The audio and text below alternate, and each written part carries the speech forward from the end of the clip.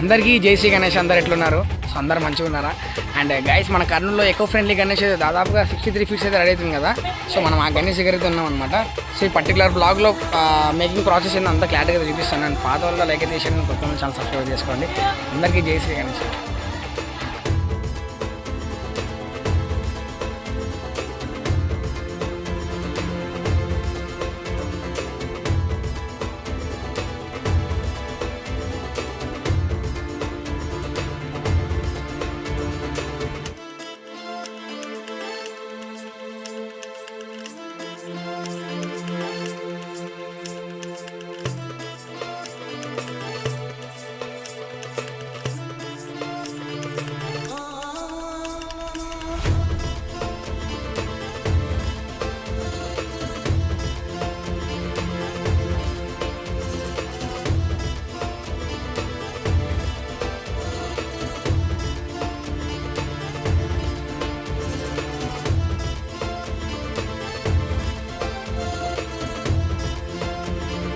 ఈ విగ్రహానికి సంబంధించిన కళాకారులు వీరనమాట. వీళ్ళు కలకత్తా నుంచి వస్తారనమాట.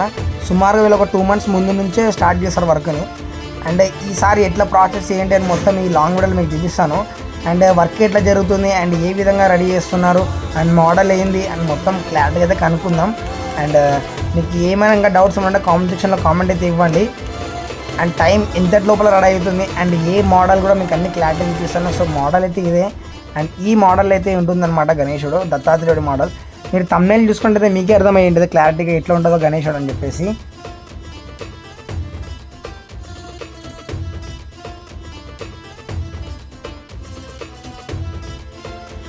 గణేశుడి కాళ్ళ భాగం చూసుకుంటే ఎట్లా ఉంది యాక్చువల్గా, మీరు ఒక్కసారి తొడ నుంచి కాళ్ళ వరకు చూసుకుంటేనే ఎంత హైట్ అయితే కట్టినారు.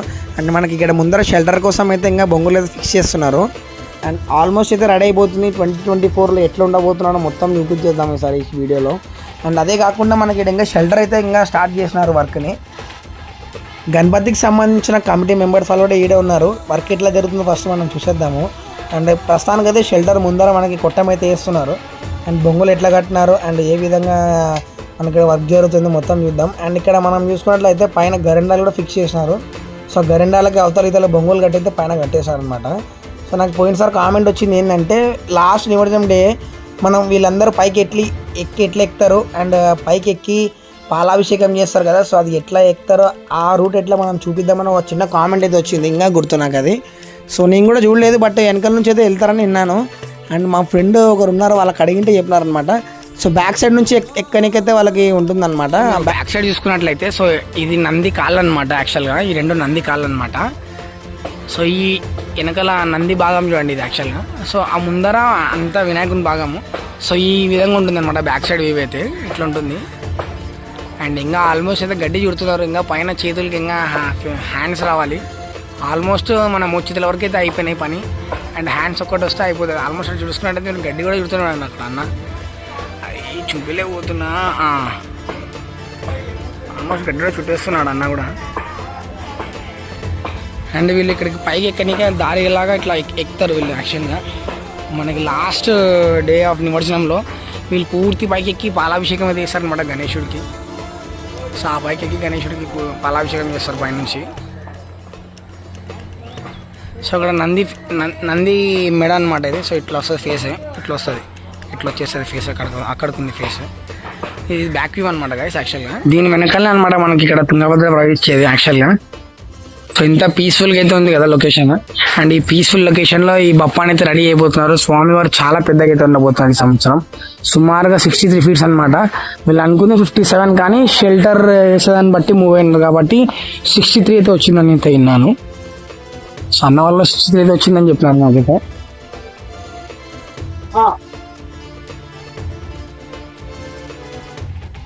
చూసుకున్నాడు మీకు బస్ ఎట్లా వేస్తున్నారు అన్న వాళ్ళు.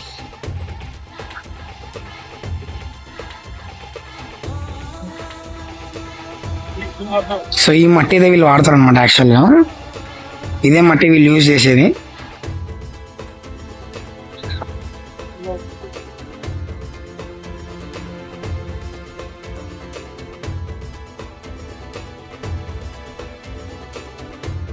వినాయకుని ప్రాసెస్ కూడా చాలా తొందరగా అయితే స్టార్ట్ చేసినారు. అండ్ ఆల్మోస్ట్ అయితే గణేశుడు సగం వరకు అయితే ఫినిష్ అయిపోయింది.